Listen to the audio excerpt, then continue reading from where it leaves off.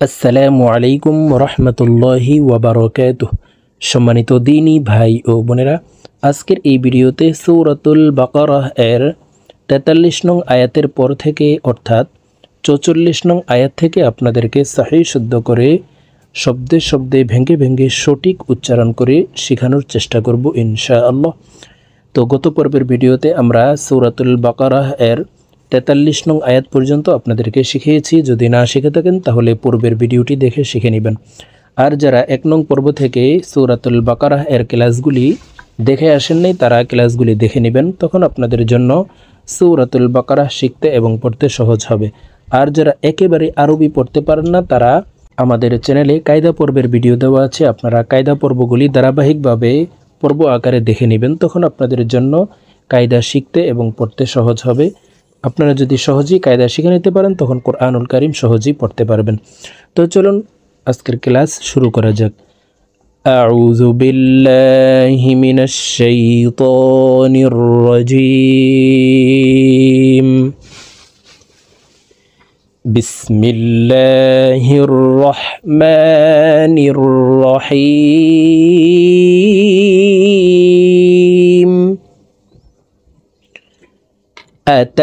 أتأمرون الناس بالبر وتنسون أنفسكم وأنتم تتلون الكتاب أفلا تعقلون।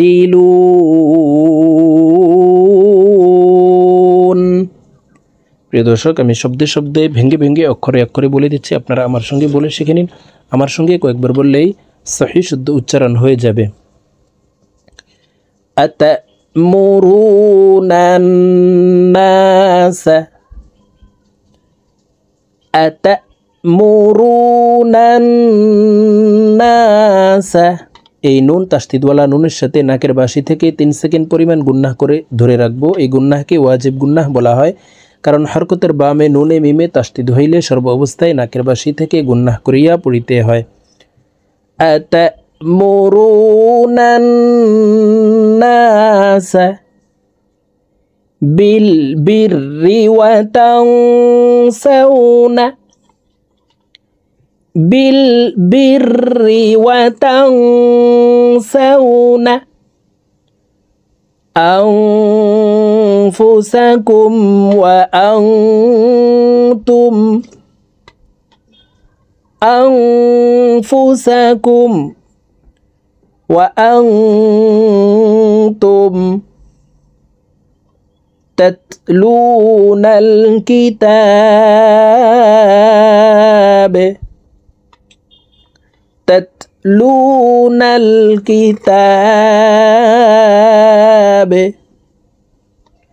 وأنتم تتلون الكتاب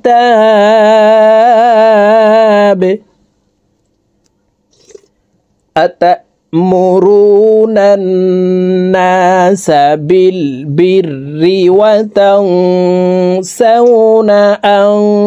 أنفسكم وأنتم تتلون الكتاب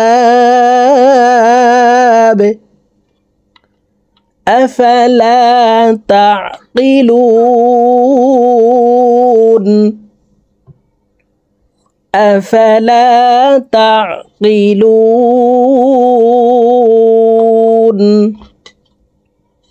واستعينوا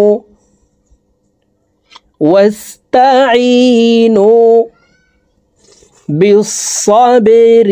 বা কলকলার হরফ নিচের দিকে ধাবিত করে ধাক্কা দিয়ে উচ্চারণ করব। দেখুন এইভাবে পড়তে হবে, বিসসাবেরি, সাদ বা জবর সাবে, বিসসাবেরি ওয়াস্তাঈনু বিসসাবেরি ওয়াসসালাহ। গোলতা ওয়াকফের ক্ষেত্রে হার উচ্চারণ করব এবং হাকে সাকিন করে ফেলবো। ওয়াসসালাহ واستعينوا بالصبر والصلاة وإنها لكبيرة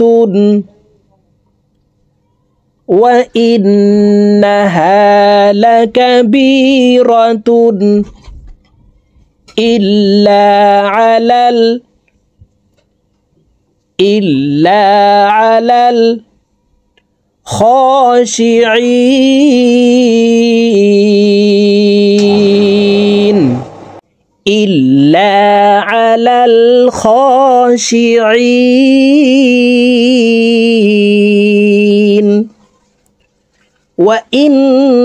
وإنها لكبيرة إلا على الخاشعين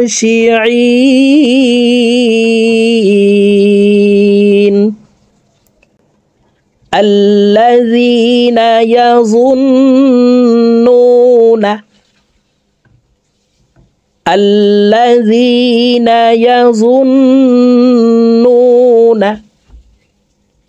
أنهم ملاقو ربهم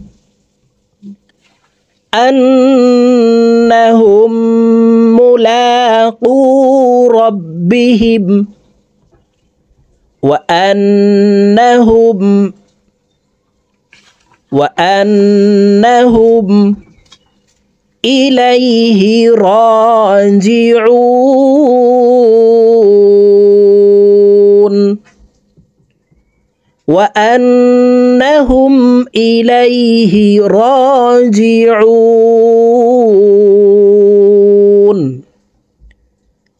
الذين يظنون أنهم ملاقو ربهم وأنهم إليه راجعون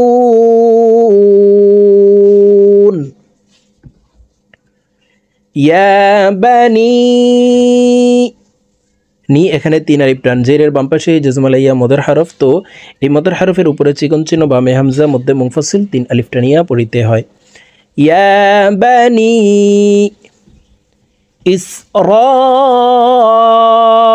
ইসরাঈল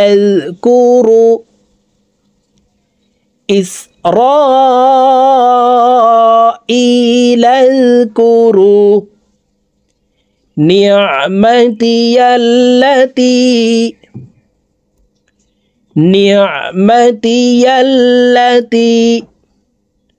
أنعمت عليكم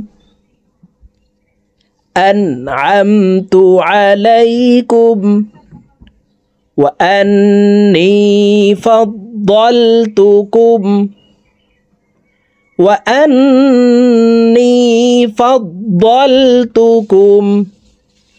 على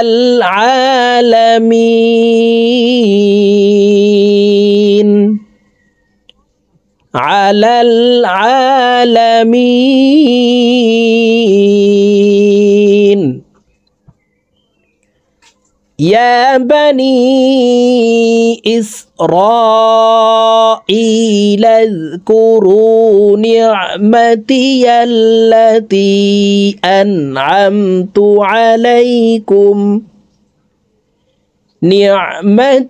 التي أنعمت عليكم وأني فضلتكم على العالمين প্রিয় দর্শক আজকে আমরা সূরাতুল বাকারাহ এর 47 নং আয়াত পর্যন্তই শিখব তো আমি এখন সূরাতুল বাকারার 43 নং আয়াতের পর থেকে অর্থাৎ 44 নং আয়াত থেকে এই 47 নং আয়াত পর্যন্ত আপনাদেরকে একটানে রিডিং বলে দিচ্ছি আপনারা আমার সঙ্গে বলে শিখে নিন বিসমিল্লাহির রহমানির রহিম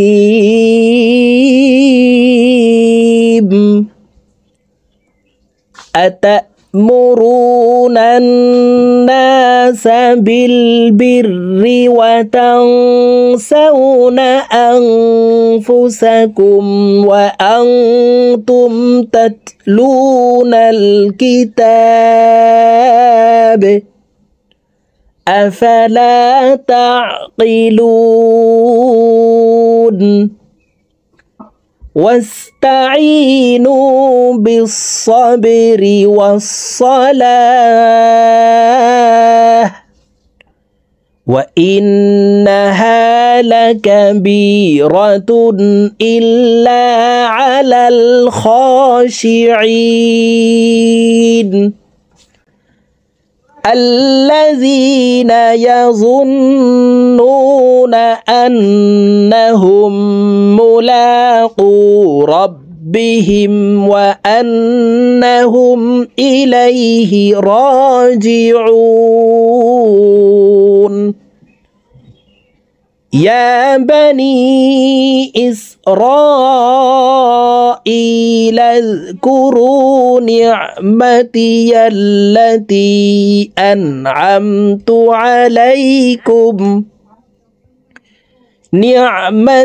التي أنعمت عليكم وأني فضلتكم على العالمين